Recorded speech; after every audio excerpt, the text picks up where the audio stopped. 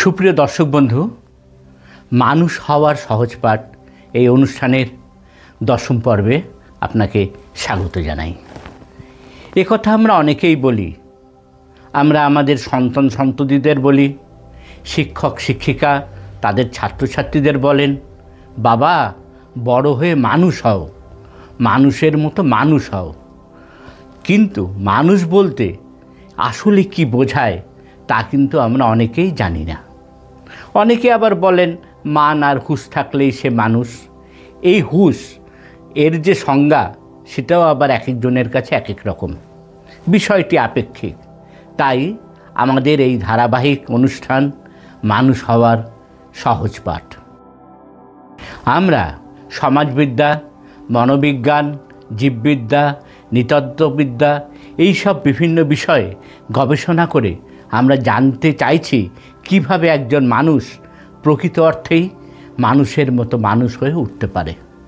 বিগত এপিসোডগুলিতে আমরা আলোচনা করেছিলাম এই বিশ্বব্রহ্মাণ্ডের সৃষ্টির কী রহস্য, আমাদের শারীরিক ও মানসিক চাহিদা, বিশেষত যারা কিশোর বা যুবক তারা মানসিকভাবে কি চায়। আজ আমরা আলোচনা করব এই টিনেজার বা যুবকদের আরও কিছু বিভিন্ন মানসিক চাহিদা নিয়ে। প্রথমেই বলছি একটা বিশেষ বিষয়, যেটা আইডেন্টিটি বা পরিচিতি।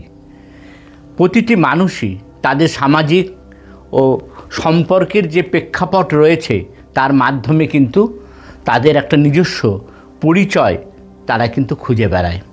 প্রতিটি মানুষেরই তার একটা নিজস্ব পরিচিতি চায়। সে যে সবসময় বাবা মার পরিচয়ে পরিচিত হতে চায় তা কিন্তু নয়, সে চায় তার একটা নিজস্ব পরিচয় থাকুক। সে একটা আলাদা ব্যক্তিত্ব এবং আলাদা পরিচয়ও তার কাছে কাম্য। সবসময় যদি বলেন যে একে চিনলি না, এ হচ্ছে অমুকের ভাই, বা একে চিনলি না, এ হচ্ছে অমুকের ছেলে, বা একে চিনলি না, এ হতো এই নমিতার বোন, এই যে বিষয়গুলো, এগুলো কিন্তু একটা মানুষের কাছে তার যে আইডেন্টিটি একটু ক্রাইসিস তৈরি হয়। এই বিষয়গুলি কিন্তু মাথায় রাখতে হবে আপনাদের। আসলে আমরা যেটা করতে চাইছি সেটা হচ্ছে আমাদের বিভিন্ন সমাজ, আমাদের সভ্যতা, আমাদের এই যে মানসিক যে বিকার, অসুখ বিসুখ, মানসিক অসুখ বিসুখ, এইগুলো কিভাবে চলে, কিভাবে একটা মানুষের সঠিক মন তৈরি হয়, সেটা আমরা কিন্তু পরিষ্কারভাবে যুক্তি সহকারে আপনাদের বোঝাতে চাইছি। আমরা কোনো নিদান দিচ্ছি না যে এই 1 2 3 4 এই 5টা বিষয় যদি আপনি মেনে চলেন সঙ্গে সঙ্গে আপনার ছেলে আপনার অবাধ্য থাকবে না, এই বিষয়গুলো নয়।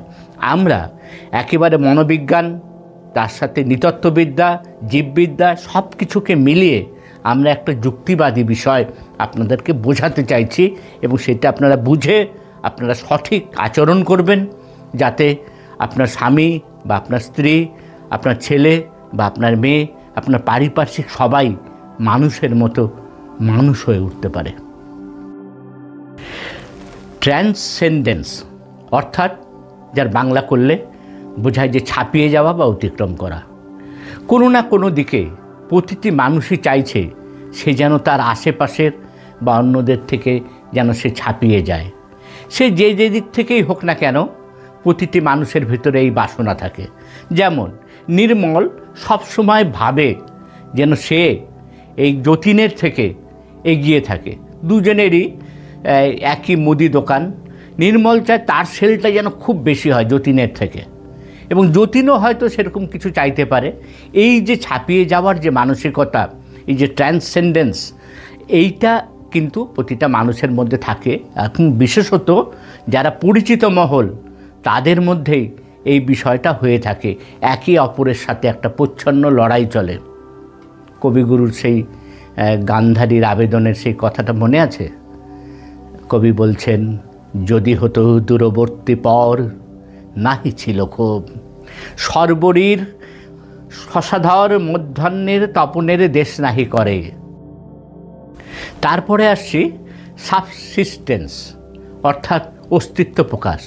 প্রতিটি মানুষই চায় কোনো না কোনোভাবে যুক্ত হয়ে তার অস্তিত্বকে, তার এক্সিস্টেন্সকে জানান দিতে। এর জন্য যে কোনো আর্থিক লাভ না হলেও কিন্তু সে এই কাজটি করতে চায়। অনেককে দেখা যায় যে কোনো একটা ধরুন সামাজিক অনুষ্ঠানে সে একটা মোটা টাকা দান করতে চায়, বা সে এমন কিছু একটা করতে চায় যাতে তার অস্তিত্বটা বিভিন্ন মানুষের কাছে স্পষ্ট হয়। সাবসিস্টেন্সের বাসনা, এটা কিন্তু একটা মানবের মনের কিন্তু সহজাত বিষয়। এখান থেকেই কিন্তু বিভিন্ন রকম এই সব বিষয়গুলো থেকেই বিভিন্ন রকম আচরণ মানুষ করে থাকে।